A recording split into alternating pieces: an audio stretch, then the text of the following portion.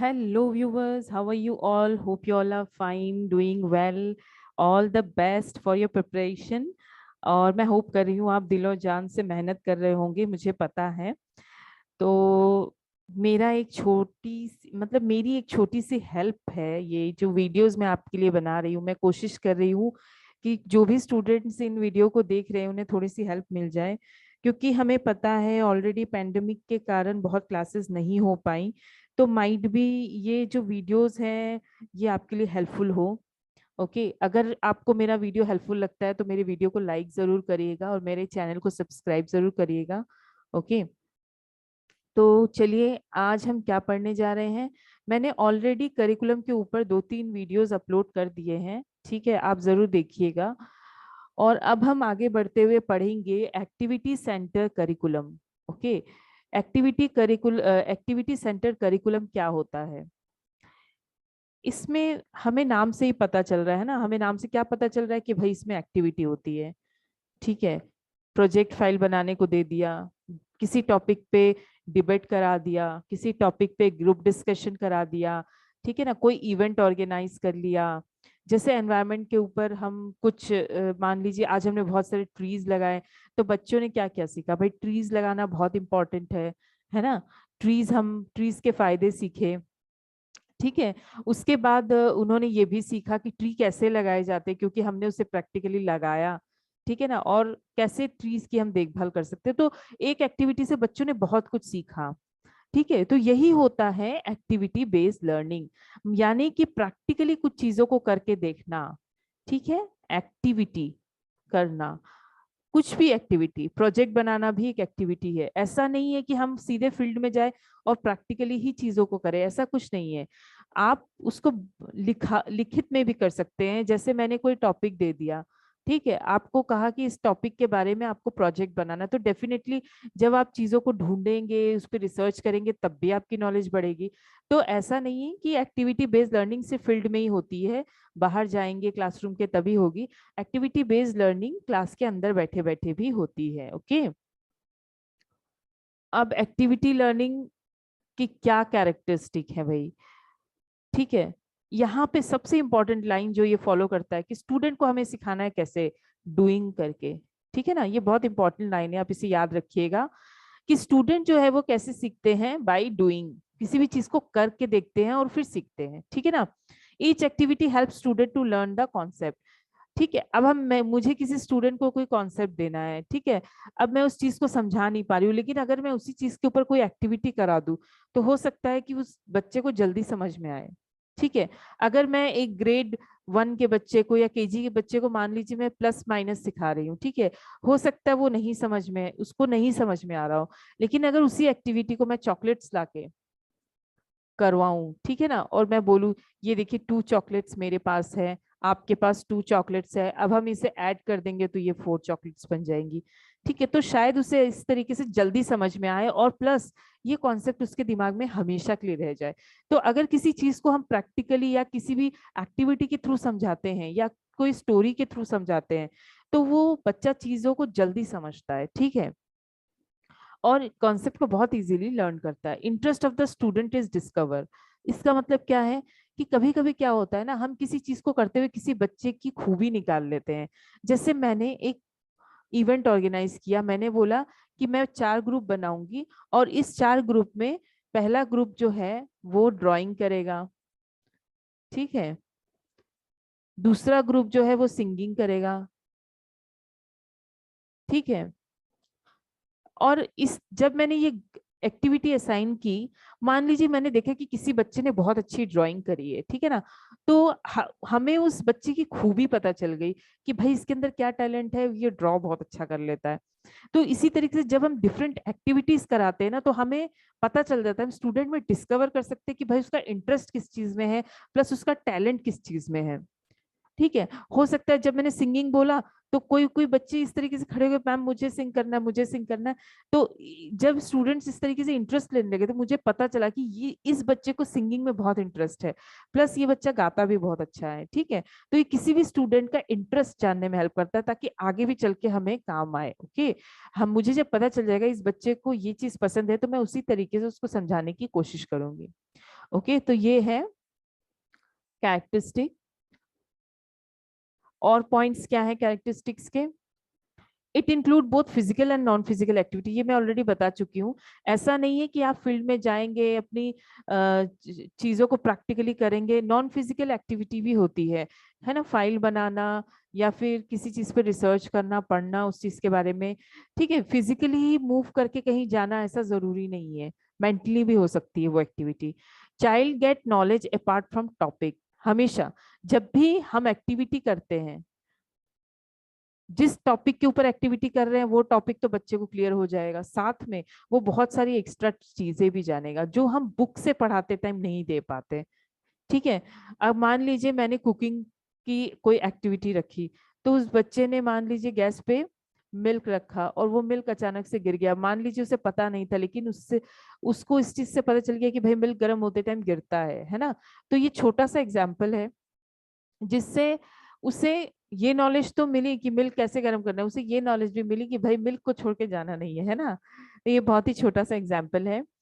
ठीक है, प्लस और क्या एक्टिविटी, जैसे मान लीजिए हम किसी प्लांट को लगा रहे थे, ठीक है, अब प्लांट को लगाते लगाते किसी बच्चे ने उसकी जो रूट होती है यानी कि जिसका जो जड़ है उसको तोड़ दिया और फिर लगाने लगा। फिर मैंने उसे बताया नहीं ये जड़ से ही लगता है। हाँ, अब ये देखिए मैं एक्टिविटी क्या करवा रही थी कि भाई प्लांट्स लगाना, लेकिन उस बच्चे को एक एक्स्ट्रा नॉलेज मिल गई कि भाई रूट्स को तोड़ना नहीं है। ठीक है, तो हमें टॉपिक की नॉलेज तो मिलेगी ही, प्लस उसके साथ एक्स्ट्रा नॉलेज भी बहुत मिलती है। Applicable in every course of schools and colleges. और एक्टिविटी अगर हम दिमाग लगाए तो हम हर जगह पे हर सब्जेक्ट में करा सकते हैं। कभी कभी क्या होता है ना, बहुत से लोग ऐसा बोलते हैं कि भाई इस सब्जेक्ट में तो कोई एक्टिविटी हो ही नहीं सकती, हम क्या करवाएं। हाँ, ऐसा जरूरी नहीं है। एक्टिविटी अगर हम दिमाग लगाए तो वो हर सब्जेक्ट में, मैथ्स में भी हो सकती है, ठीक है ना, मैथ्स में तो बहुत कुछ हो सकता है, मैथ्स में हो सकती है, साइंस में हो सकती है, हर सब्जेक्ट में हर कोर्स में सब जगह पे हम एक्टिविटी कंडक्ट कर सकते हैं। ऐसा नहीं किसी बच्चों के लिए, बड़ों के लिए भी, बड़ी क्लासेस के लिए भी। Child feel themselves free to express. जब बच्चा एक्टिविटी करता है ना वो बहुत ही खुश होके करता है, खुश मिजाज तरीके से करता है ना, तो उस समय उसके दिल और दिमाग में जो भावुक चीज होते हैं वो ओपन होके बोलता है, तो वो अपने आप को एक्सप्रेस बहुत अच्छे से करता है। ठीक है, वो धीरे धीरे खुलने लगता है और अपने आप को एक्सप्रेस करने लगता है। ठीक है, तो ये कुछ कैरेक्टरिस्टिक्स है एक्टिविटी बेस्ड लर्निंग पे। अब भाई हम देखते हैं कि इसके फायदे क्या है, what are the merits. Teaching teacher give time to individual student. इसमें क्या होगा, जब एक्टिविटी होगी तो हर एक स्टूडेंट के ऊपर ध्यान दिया जाएगा। मान लीजिए मैंने हर स्टूडेंट को अलग अलग प्रोजेक्ट दिया, हर एक स्टूडेंट के लिए एक प्रोजेक्ट, तो मुझे पता चला जाएगा कि एक स्टूडेंट ने कितनी मेहनत करी है, कितना डेप्थ में स्टडी करी है, कैसे मेहनत करी है, क्या लिखा है, क्या मिस्टेक है, कहाँ करेक्शन चाहिए। ठीक है ना, तो हर एक स्टूडेंट का इंटरेस्ट, वो क्या इंटरेस्ट लेके कर रहा है, उसकी क्या खूबी है, बहुत कुछ हमें एक स्टूडेंट के बारे में पता चल जाता है, और टीचर हर एक स्टूडेंट को टाइम भी देगा।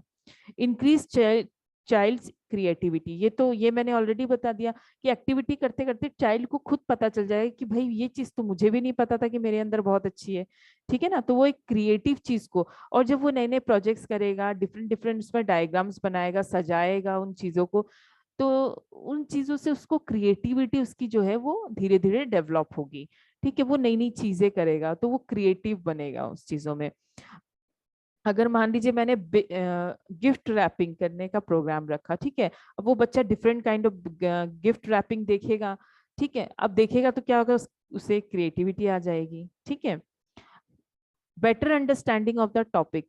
अगर वो एक्टिविटी के थ्रू करेगा तो वो टॉपिक, वो कॉन्सेप्ट उसके दिमाग में हमेशा के लिए छप जाएगा और उससे बहुत अच्छे से समझ में आ जाएगा। ठीक है, चाइल्ड डेवलप लीडरशिप क्वालिटी।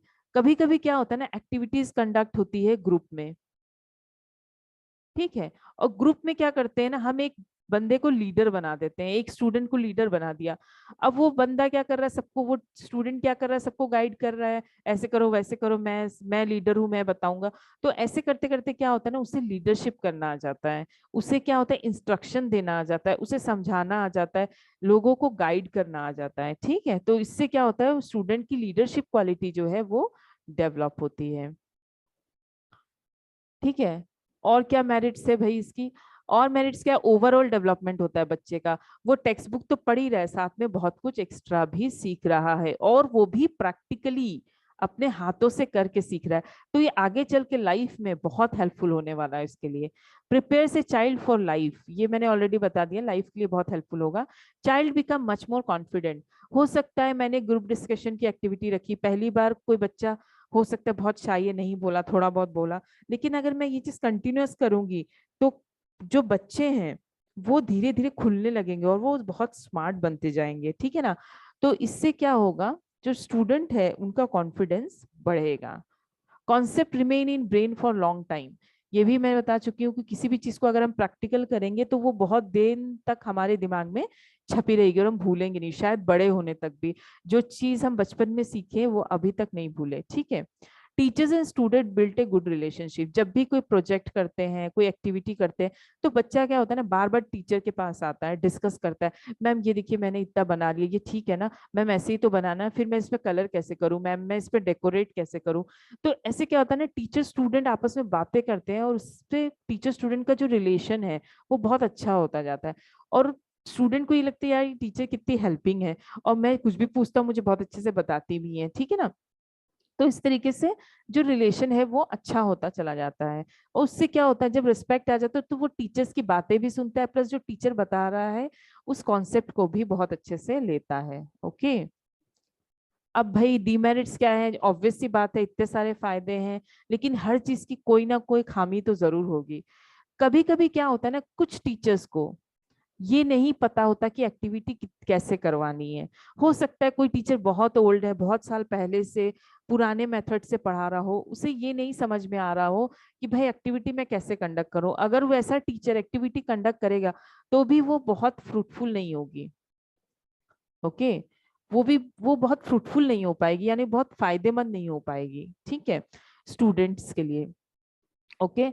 और हर एक एक्टिविटी में बहुत टाइम देना पड़ता है, तो ऑब्वियस सी बात है, अगर हम सिर्फ एक्टिविटी एक्टिविटी एक्टिविटी कराते रहेंगे तो सिलेबस भैया कब खत्म होगा, ठीक है।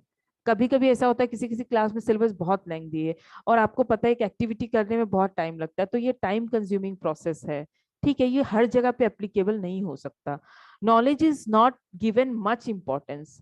इसमें क्या होता है ना, एक्टिविटी बेस्ड लर्निंग में क्या होता है, इसमें एक्टिविटी एक्टिविटी ही कराते जा रहे हैं, लेकिन बुक को, टेक्स्ट बुक को, जो उसकी नॉलेज है और भी एक्स्ट्रा चीजें जानने को है बुक में नॉलेज, उस नॉलेज को वो छूट, कहीं ना कहीं छोड़ते जा रहे हैं, कम हो गई, ठीक है ना। आप देखिए पहले बोर्ड के एग्जाम 100 मार्क्स के होते थे, अब 80 हो गए, कहाँ 20 मार्क्स कहाँ गए भैया, 20 मार्क्स गए प्रोजेक्ट फाइल में। अब ये बहुत से बच्चे खुद बनाते हैं तो नॉलेज मिलेगी, बहुत से बच्चे दूसरों से बनवा लेते हैं, कहीं से कॉपी कर लेते हैं तो भाई नॉलेज नहीं मिलेगी, है ना। और इसको 80 मार्क्स, 100 से 80 करने के लिए कुछ चैप्टर्स हटाए गए, कुछ टॉपिक्स हटाए गए, है ना। तो इससे क्या हुआ, हमारी नॉलेज कम हो गई, लेकिन ये जगह हमारे लिए फायदेमंद होगी नहीं होगी वो तो बात की बात है, लेकिन हमारी नॉलेज कहीं ना कहीं तो कम हो गई। Okay. May not be suitable for all level of education, और ऐसा जरूरी नहीं है कि एक्टिविटी हर लेवल, हो सकता है हायर लेवल में किसी किसी प्रोफेशनल प्रोफेशनल कोर्सेज में ऐसे ही बहुत सिलेबस होता है, ठीक है ना। तो प्रोफेशनल जगहों पे हो सकता है माइट भी एक्टिविटी कराना बहुत फ्रूटफुल साबित नहीं हो, ठीक है, या मान लीजिए वो बच्चों की तरह एक्टिविटी करना भी नहीं चाह रहे हो, ठीक है। तो ये है, तो हर एक लेवल में एक ही तरीके से अप्लाई करेंगे एक्टिविटी अच्छी होगी, ऐसा जरूरी नहीं है। In group activity talent of each student can not be revealed, ठीक है। अब ग्रुप एक्टिविटी हो रही है, ठीक है, तो जब ग्रुप एक्टिविटी हो रही है तो ग्रुप एक्टिविटी में सब बच्चे मिलके बना रहे हैं, ठीक है। अब जब सब बच्चे मिलके उन चीजों को बना रहे हैं तो हो सकता है किसी बच्चे ने बहुत मेहनत करी, उसमें उस ग्रुप में कोई एक बच्चा ऐसा था, उसने बहुत मेहनत करी, लेकिन किसी बच्चे ने बिल्कुल कुछ नहीं किया, तो हमें पता नहीं चला कि भाई इस ग्रुप, पर्टिकुलर ग्रुप में मेहनत एक्चुअली किसकी थी। मार्क्स तो सबको मिल गए, ठीक है ना, लेकिन ये जो चीज है ये सबकी मेहनत का फल नहीं था। इसलिए कभी कभी क्या होता है, स्टूडेंट का जो एक्चुअल टैलेंट है हम उसको पकड़ नहीं पाते। ओके। अब इस कॉन्सेप्ट को लेके आप अपने तरफ से और भी कैरेक्टरिस्टिक्स और भी मेरिट्स और भी डिमेरिट्स अपने तरीके से लिख सकते हैं। तो that's all for today. Hope you all have understood. आप सबको समझ में आया होगा। अगर मेरा वीडियो सच में अच्छा लगा तो प्लीज इसे लाइक करिए, मेरे चैनल को सब्सक्राइब करिए। Thank you and have a great day.